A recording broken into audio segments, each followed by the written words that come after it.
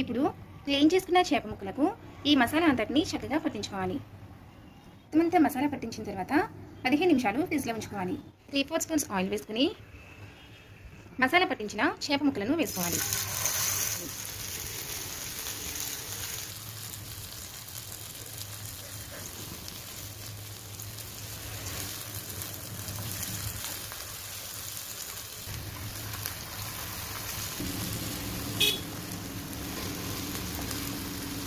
ఇలా రెండో వైపుకి టర్న్ చేసుకున్న తర్వాత 1 స్పూన్ ఆయిల్ వేసుకుని వేయించుకోవాలి.